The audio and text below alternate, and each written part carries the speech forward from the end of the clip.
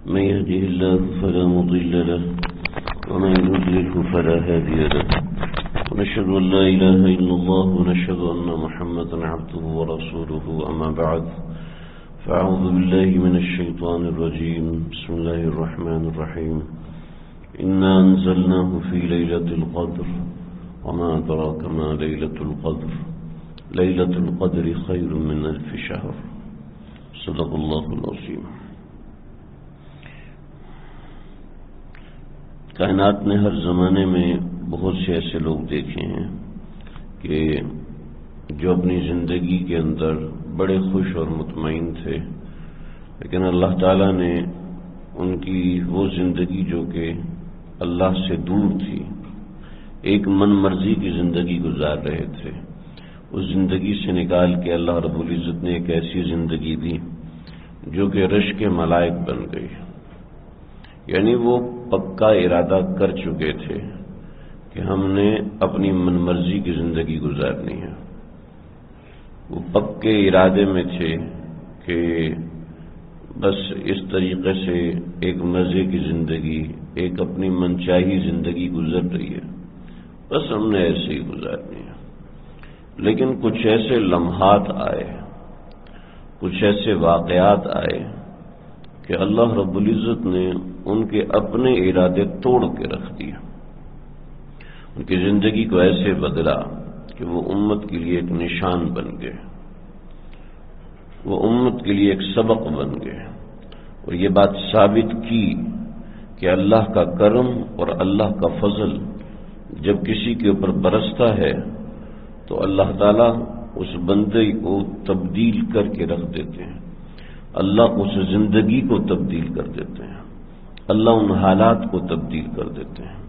اور کائنات میں ایسے واقعات بھی موجود ہیں اور کثرت سے موجود ہیں کہ انسان اپنی زندگی کے اندر تقوی اور دینداری اور للہیت کے اندر مشہور ہے، لوگوں کی دینی رہنمائی کے اندر لگا ہوا ہے، لیکن کیا ہوا کہ کچھ ایسے لمحات آئے جن لمحات کی اس نے بے توقیری کی، ناقدری کی، تو اللہ رب العزت نے ایمان کی دولت چھین لی. قرآن میں لکھا ہے بلعم بعورہ کا قصہ. تو یہ ایسے لمحات ہیں، یہ جو ابھی آخری گھڑیاں رمضان کی چل رہی ہیں، یہ ایسے لمحات ہیں. ان لمحات کو استعمال کر کے ہم خود اپنی تقدیر بدل سکتے ہیں.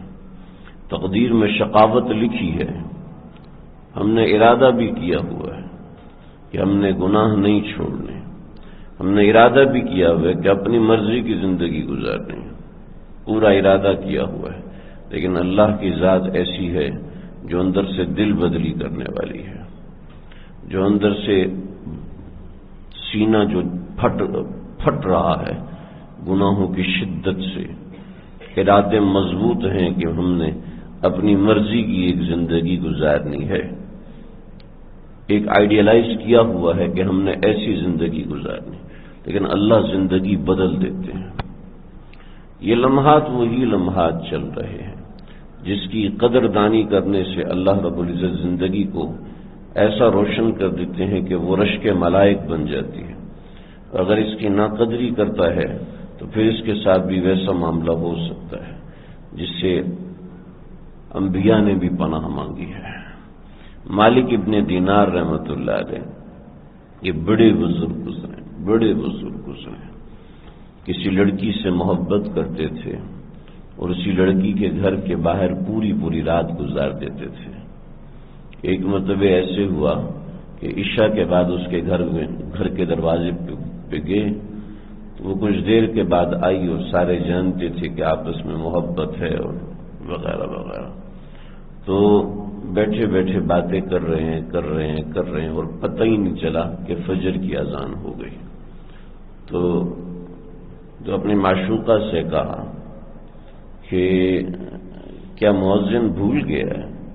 تو اس نے کہا لا، نہیں مؤذن تو نہیں بھولا. کیا واقعتاً فجر ہو گئی ہے؟ کہ جی ہاں فجر ہو گئی. تو اللہ نے اندر سے سینہ بدلا. اف اللہ، پوری رات غفلت میں گزار دی اور پتہ ہی نہیں چلا. ایک چوٹ لگی ایک چھوٹی سی چوٹ، حالانکہ پہلے بھی کئی راتیں برباد کی تھیں، لیکن ان کی سوانح میں قصہ لکھا ہے کہ یہاں سے اٹھے ہیں اور علم دین کے لیے خود کو وقف کیا، حدیث کے امام بنے، اور ایسے امام بنے کہ اپنے کپڑوں کا بھی ہوش نہیں رہتا تھا، صفائی ستھرائی کا ہوش نہیں۔ ایک مرتبہ ایک بحری جہاز کے اوپر سفر کر رہے ہیں، تو سفر کرنے کے درمیان ایک آدمی جو کہ ہیرے کا تاجر تھا، اس نے کہا کہ میرے پاس ایک یاقوت کا بہت بڑا پتھر تھا، وہ کسی نے چوری کر لیا۔ تو عام طور پہ ایسے موقع پہ جیسے ہم لوگ گھروں میں ماسیوں پہ شک کرتے ہیں، تو ایسے جو غریب الحال لوگ ہیں ان کو علیحدہ کیا گیا، اور ان میں غریب الحال یعنی سب سے پرانے کپڑے اور سب سے بوسیدہ لباس انہی کا تھا۔ تو کہا بھائی اسی نے جو میرا ہے وہ دینار جو ہے وہ چوری کیا، یاقوت اسی نے چوری کیا ہے۔ تو اسی وقت اشارہ کیا، ہاتھ کے اشارے سے بحری جہاز اپنی جگہ پہ رک گیا، بادبانوں نے کام کرنا چھوڑ دیا، اور پھر اشارہ کیا سمندر کی طرف، تو سمندر سے مچھلیاں نکلی، اور کئی مچھلیاں اپنے منہ میں یاقوت کو لے کے کھڑی ہوئی تھیں۔ تو عرشے سے جھکے ہیں اور ایک یاقوت نکالا کہ لے اپنا یاقوت، کبھی کسی طالب علم کے اوپر الزام نہیں لگانا۔ اور کتابوں میں لکھا ہے کہ اللہ نے ایسی کرامت دی کہ ہمیں ایسی کشتی جہاں کسی پہ بہتان لگایا جائے، ایسے بحری جہاز پہ میں رہنا ہی پسند نہیں کرتا۔ کشتی سے نیچے اتریں اور پانی پہ چلتے چلتے چلتے چلتے لوگوں کی نظروں سے دور چلے گئے۔ تو اللہ نے کہاں تو کیا زندگی تھی کہ لوگ نفرت کرتے تھے، بری نگاہ سے دیکھتے تھے، اور کہاں ایسی زندگی ہے کہ وہ چیزیں ہیں جس کو عقل ہی قبول نہیں کرتی۔ ایسی کرامات اللہ نے عطا فرمائی کہ عقل ہی قبول نہیں کرتی۔ بہت بڑے موسیقار تھے، مدینہ کوفہ میں رہتے تھے، نام تھا زازان، کہ جہاں زازان کا نام آتا نوجوان لڑکے لڑکیاں پاگل، وہ ایسے گانے گاتا تھا، آواز میں ایسا جادو تھا کہ آواز اس کی رقص کرتی تھی، لوگ دیوانے اور مستانے اور پاگل تھے کہ زازان آ رہے ہیں، تو سارا جو فسق اور فجور وہ اکٹھا ہو جاتا، اور پوری رات شراب اور کباب چلتا تھا۔ صحابہ کا زمانہ، چھپ کے کیا کرتے تھے۔ تو وہاں سے ایک مرتبہ وہ گانا گا رہا تھا، تو سیدنا عبداللہ ابن مسعود رضی اللہ تعالیٰ عنہ وہاں سے گزرے، تو کہنے لگے یہ اتنے نوجوان یہ کہاں جمع ہے؟ کہ آپ کو نہیں پتا زازان آیا۔ لگے اف اتنی خوبصورت آواز، کاش اس خوبصورت آواز سے یہ قرآن پڑھ لیتا۔ وہ ایسا لمحہ تھا کہ زازان نے دیکھا وہ کون لوگ گزرے ہیں، یہ نورانی شخصیات کون ہیں؟ یہ کہ یہ ابن مسعود ہیں، صاحب النبی صلی اللہ علیہ وسلم، اور ان کے ساتھ ان کے شاگرد جا رہے ہیں۔ بھائی واہ، یہ کیا کرتے ہیں؟ کہ یہ قرآن اور حدیث سکھاتے ہیں۔ کہنے لگے اچھا میں بھی دیکھوں گا یہ کیا کرتے ہیں۔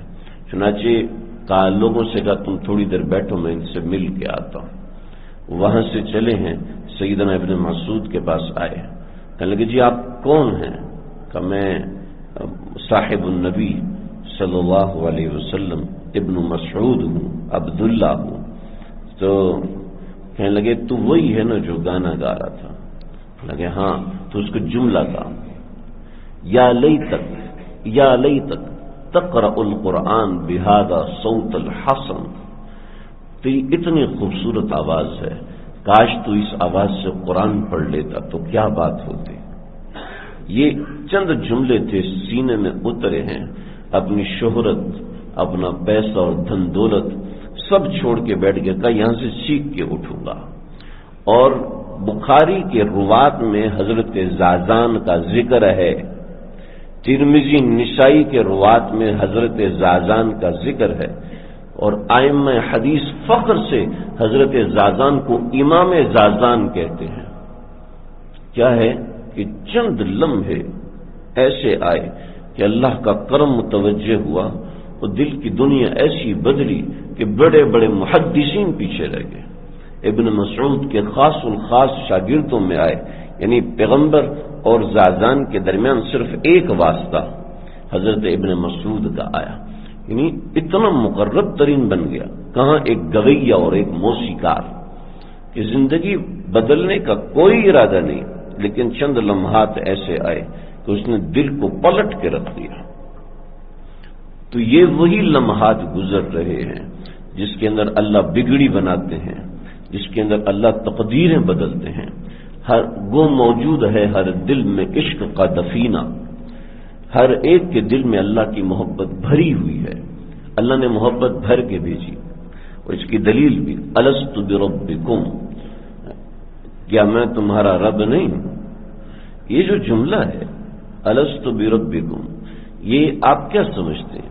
یہ جملہ ایسے ہی نکل گیا، بلکہ یہ تو جس کے ساتھ چاہت ہوتی ہے، الفت ہوتی ہے، اور اس کے ساتھ ایک والہانہ پن ہوتا ہے، جیسے ہمیں اپنے بچوں کے ساتھ ہوتا ہے۔ ایک بچہ بڑا ہوتا ہے 20 سال کا، اس کو نہیں بچہ میری جیب میں کیا ہے بتاؤ، اس بچے کو تو نہیں کہتے نا، کہ اس کے ساتھ والہانہ پن نہیں، اس کے ساتھ عقل و شعور کی نسبت ہے۔ اس کو نہیں کہتے کہ بیٹا تمہارے لیے کچھ لایا ہوں، اس کو صاف بتا دیتے ہیں، اس کو ڈائریکٹ اپروچ کرتے ہیں۔ لیکن جو بچے ہوتے ہیں جن سے والہانہ پن ہوتا ہے، جن سے محبت دکھائی جا رہی ہوتی ہے، ان سے کہتے ہیں ہاں تمہارے لیے کیا لایا ہوں بتاؤ ذرا، الست بربکم، ارے میں تمہارا رب نہیں ہوں۔ اللہ نے قرآن میں یہ طرز اپنایا تاکہ میرے بندے سمجھیں تو صحیح کہ میں ان سے کتنا والہانہ پیار کرتا ہوں، کتنا والہانہ میں ان سے محبت کرتا ہوں۔ حضرت عمر ابن خطاب دنیا کا سب سے بڑا گناہ کرنے جا رہے ہیں۔ یہ وہ گناہ ہے جو کبھی ہو نہیں سکتا۔ آج کے زمانے کا بڑے سے بڑے گناہگار یہ گناہ نہیں کر سکتا۔ بڑے سے بڑا گناہگار کیا کرے گا؟ زنا کرے گا، شراب پیے گا، کسی کو قتل کرے گا، شرک کرے گا، کفر، اس سے بڑا کیا گناہ کر سکتا ہے؟ لیکن حضرت عمر ابن خطاب اس سے بھی بڑا گناہ کرنے جا رہے ہیں۔ کسی پیغمبر کو قتل کرنا یہ دنیا کا سب سے بڑا گناہ ہے، شرک سے بھی بڑا گناہ ہے پیغمبر کو قتل کرنا۔ اللہ نے بار بار بنی اسرائیل کا جو جرم ذکر کیا کہ وہ انبیاء کو قتل کرتے تھے، اس کی بنیادی وجہ کہ شرک سے بڑا گناہ ہے پیغمبر کو قتل کرنا۔ حضرت عمر پیغمبر کو قتل کرنے جا رہے ہیں، اور اللہ نے عجیب و غریب کرامات دکھائی کہ وہاں پر ایک گائے ذبح کی جا رہی ہے اور گائے کے پیٹ کے اندر سے آواز آ رہی ہے، پیٹ کے اندر سے آواز آ رہی ہے کہ مجھے بنانے والے کی طرف سے حکم ہے کہ گناہ مت کرو، یعنی یہ والا گناہ۔ اس طریقے سے کچھ کلمات ہیں سیرت کی کتابوں میں بڑی تفصیل کے ساتھ لکھے۔ اس گائے کے پیٹ سے آنے والی آواز کو حضرت عمر نے خود سنا ہے، لیکن اس کے باوجود اندر کی شقاوت تبدیل نہیں ہوئی۔ اندر ہے کفر کی شقاوت جو سب سے بڑی شقاوت، اور باہر ہے قتل کی شقاوت، اس سے بڑی شقاوت کوئی ہو نہیں سکتی۔ لیکن جب سنا ہے طٰہٰ ما انزلنا علیک القرآن لتشقى الا تذکرۃ لمن یخشى تنزیلا ممن خلق الارض والسماوات العلی الرحمن علی العرش استوى، تو کانپے ہیں اور ڈرے ہیں اور گھبرائے ہیں۔ کبھی کیا پڑھ رہی ہو مجھے دکھاؤ، کہ عمر ہاتھ نہیں لگا سکتے، تم ناپاک ہو، پہلے پاک ہو اس کے بعد۔ کہاں تو عمر قتل کرنے جا رہا تھا، اور کہاں بہن کی ایک آواز کے اوپر غسل کر رہا ہے، کہاں بہن کی ایک آواز کے اوپر تڑپ رہا ہے ان کلمات کو پڑھنے کے لیے۔ اندر بھی شقاوت ہے اور باہر بھی شقاوت ہے۔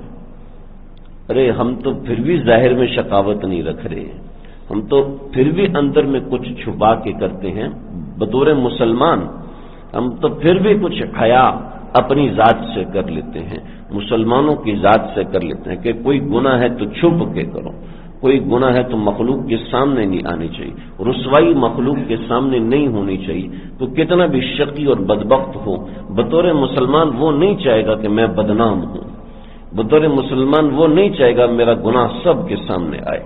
حضرت عمر اتنا بڑا جرم کرنے جا رہے ہیں، لیکن اللہ کا کرم ان کی طرف متوجہ ہے۔ تو ہم یہ نہ سمجھیں کہ یار میں تو حرام کھاتا ہوں، اللہ کا کرم میری طرف کیسے متوجہ ہو سکتا ہے۔ ہم یہ نہ سمجھیں کہ میں تو کبھی نماز ہی نہیں پڑھتا، تو اللہ کا کرم میری طرف کیسے متوجہ ہو سکتا ہے۔ تو اتنی مضبوط بات اللہ نے ہم کو سکھائی کہ تم چاہو یا نہ چاہو میرا کرم تمہاری طرف متوجہ ہو سکتا ہے، چاہے کوئی کتنا غریب انسان ہے، چاہے کوئی کتنا امیر انسان ہے، چاہے کوئی کتنے صدقات کرتا ہے، اور چاہے کوئی کتنا حرام کھاتا ہے، چاہے کوئی کسی پہ ظلم کرتا ہے، اور یا چاہے کوئی کسی کی بد دعا لیتا ہے، اللہ نے اپنے کرم کو، خاص کرم کو اپنے بندوں کی طرف متوجہ کیا ہے، اور یہ اس کرم کے خاص اوقات ہیں۔ رمضان کے آخری ایام، جمعے کا دن، 27واں روز، بڑے خاص اوقات ہیں۔ بھئی ہمیں صرف اتنا چاہیے کہ ان اوقات کو قیمتی بنائیں، ان اوقات کو ضائع نہ ہونے دیں، کہ اللہ کا کرم اور رحمت ہماری طرف متوجہ ہے۔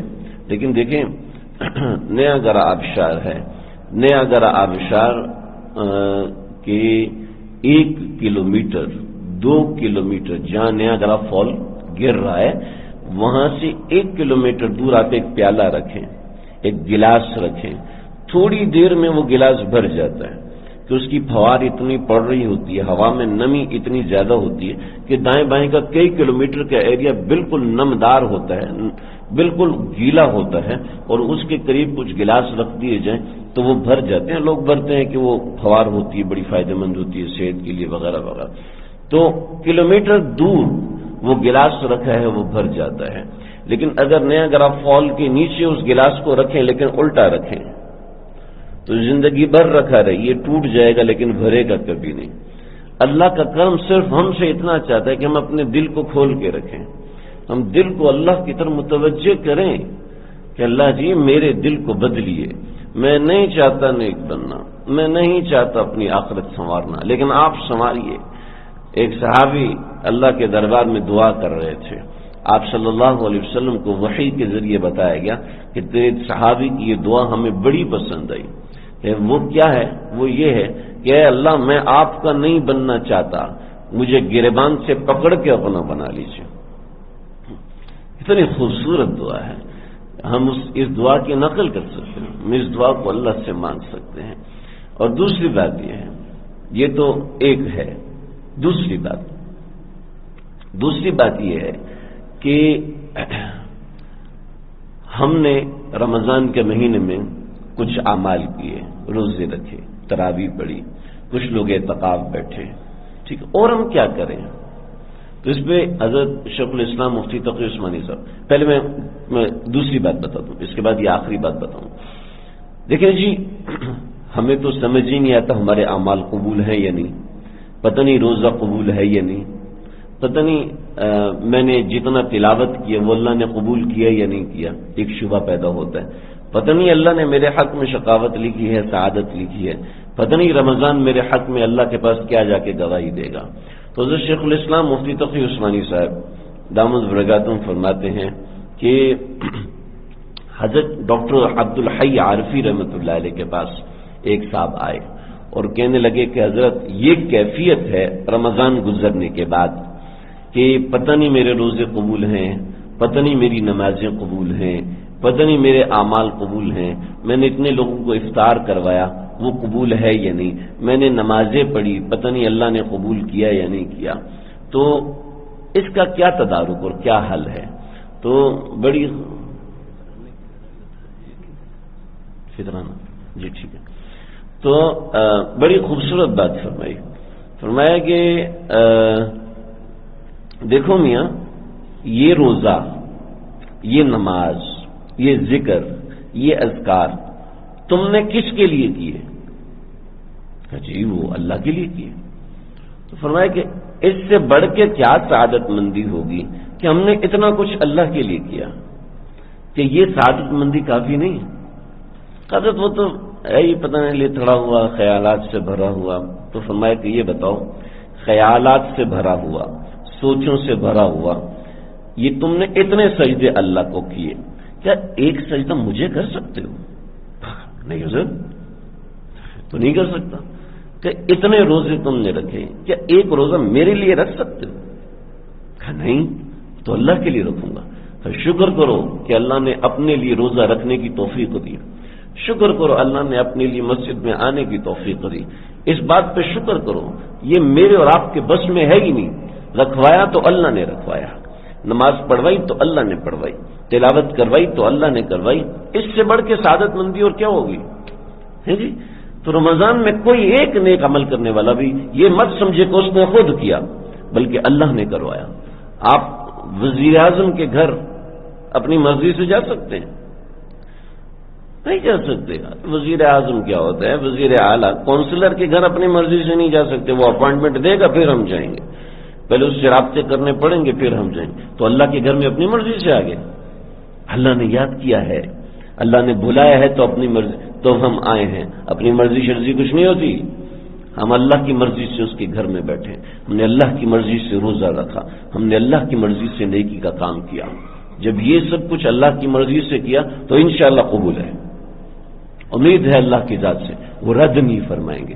وہ نہیں دیکھتے اس بندے نے داڑھی رکھی ہے، اس بندے نے حرام کھایا ہے، اس بندے نے، خیر حرام کی بات میں نہیں کر رہا، حرام کے احکامات اور ہیں، عمل قبول ہو جاتا ہے لیکن اس کا وبال الگ ہے۔ وہ یہ نہیں دیکھتے کہ اس بندے کا نام کیا ہے، اس بندے کے نام کے ساتھ حافظ صاحب لگا ہے، مولوی صاحب لگا، وہ نہیں دیکھتے۔ وہ کہتے ہیں میرا بندہ ہے، عمل کر کے آیا، لو ہم اس کو کتنے گنا بڑھا کے قبول کریں، وہ اس بندے کے خلاص کے اوپر ہے۔ تو عمل کی توفیق ہو جانا یہ بہت بڑی بات ہے۔ یہ دوسری بات ہوئی۔ تیسری اور آخری بات میں ذکر کروں، بعض دفعہ ہم تھک جاتے ہیں، بعض دفعہ پریشان ہو جاتے ہیں کہ اب کیا دعا مانگے، سمجھ میں نہیں آ رہا، اب روزہ رکھے تو کس نیت سے رکھیں، سمجھ میں نہیں آ رہا، نیت کا استحضار نہیں ہے، تراویح کے اندر سوچ نہیں ہے، تلاوت کرتے وقت کوئی خاص اخلاص کا مقام نہیں ہے، تو اب کیا کریں؟ تو یہاں پر بھی بڑی خوبصورت رہنمائی کی حضرت مفتی شیخ الاسلام مفتی تقی عثمانی صاحب نے۔ فرمایا کہ حضرت عبدالحی عارفی رحمۃ اللہ علیہ حرم شریف میں حاضر تھے، اور ایک وہ مقام تھا جہاں دعا قبول ہوتی ہے، بڑا زبردست مقام تھا، یعنی مجھے مقام یاد نہیں ہے لیکن مقام ایسا تھا وہاں دعا قبول ہوتی ہی ہوتی ہے۔ تو میں نے ہاتھ اٹھائے، اب سوچ رہا ہوں کیا دعا مانگوں، سمجھ ہی نہیں آ رہا، ایسے ہاتھ اٹھا کے بیٹھا ہوں، کوئی ایک دعا یاد نہیں آ رہی، کوئی ایک عمل یاد نہیں آ رہا جس کا حوالہ، کچھ بولنا چاہوں بولنے نہیں ہو رہا۔ فرمایا کہ دل میں القاء ہوا، تم مجھ سے کیا مانگ لو گے؟ کیا مانگو گے مجھ سے؟ گھر مانگو گے، بنگلہ مانگو گے، گاڑی مانگو گے، فیکٹری مانگو گے، جنت مانگو گے، اپنی زیارت مانگو گے، رسول اللہ صلی اللہ علیہ وسلم کا ساتھ مانگو، کیا مانگو گے؟ زیادہ سے زیادہ یہ مانگیں گے، دنیا کے لیے یہ مانگیں گے اور آخرت کے لیے وہ مانگیں گے، تم زیادہ سے زیادہ کیا مانگ لو گے؟ ہے جی، ہم روزے کا عوض اللہ سے کیا مانگ لیں گے؟ ہم تراویح کا عوض اللہ سے کیا مانگ لیں گے؟ زیادہ سے زیادہ مانگیں اللہ جی جنت الفردوس میں اعلیٰ مقام عطا فرمائے، یہ مانگ لیں گے۔ یہ مانگ لیں گے کہ اللہ جی آپ صلی اللہ علیہ وسلم کا ساتھ نصیب فرمائیے، دنیاوی اعتبار سے مانگیں اللہ جی بہت کافی بڑے بڑے گھر عطا فرمائیے، کافی بڑی بڑی گاڑی عطا فرمائیے، اتنے پیسے عطا، یہ مانگ لیں گے زیادہ سے زیادہ۔ فرمایا کہ اللہ کے سامنے حاضر ہو جاؤ، اللہ جی جو آپ کی شان کے مطابق ہے وہ دے دیجئے، ہم سے تو مانگنا ہی نہیں ہوتا، ہم کیا ہماری اوقات چھوٹی سی ہے، اللہ پتہ نہیں کیا دینا چاہتے ہیں، اور جس کے لیے اللہ نے روزے فرض کیے، اللہ پتہ نہیں کیا دینا چاہتے ہیں کہ صبح سے شام تک بھوکا رکھا، اللہ ہی کو پتہ ہے کہ وہ کیا دینا چاہتے ہیں۔ اس نیت کے ساتھ عمل کریں، اس نیت کے استحضار کے ساتھ عمل کریں کہ ہم اگر 2 منٹ کی دعا مانگیں یا 1 منٹ کی دعا مانگیں، ہم ایک روزہ رکھیں یا پورے 30 روزے رکھیں، مرض کی وجہ سے بچت روزہ نہ رکھ سکے، مرض کی وجہ سے روزہ رہ گیا یا مرض کی وجہ سے تراویح رہ گئی، تو ہم کچھ نہیں کر سکتے، جو کچھ دینا ہے اللہ رب العزت نے دینا ہے، تو اپنے ہر عمل کو اللہ کے حوالے کریں۔ یہ ایک آخری عمل، ایک آخری چیز کہ یہ کچھ ایام ہیں، ان کچھ ایام کے اندر بس ان چیزوں کا استحضار ہو، یعنی یہ باتیں ذہن میں حاضر ہوں کہ میرا جو عمل ہے، پہلے تو کوشش کریں کہ اللہ تعالیٰ نے عمل کرنے کی توفیق دی، اس پہ شکر ادا کریں، اور یہ لمحات ہیں ان کو ضائع نہ ہونے دیں۔ اور دوسرا، جو بھی عمل کریں اس عمل کو اللہ رب العزت کی طرف منسوب کریں، اور تیسرا اس عمل کا عوض یہ کہ اللہ جی آپ کی جو مرضی ہے وہ عوض عطا فرمائے، میرے اختیار میں یہ کچھ مانگنا ہے بس، اور وہ کچھ اللہ کے سامنے رکھ دیں اپنی جھولی پھیلا کے، بقیہ اللہ پہ چھوڑ دیں کہ وہ جو چاہے دیتے ہیں دیں، یہ اللہ کو پتہ ہے، ہماری اوقات نہیں اللہ سے اتنا کچھ مانگنے کی۔ اللہ تعالیٰ مجھے آپ ہم سب کو سمجھنے کی توفیق عطا فرمائے، سنتیں پڑھنی۔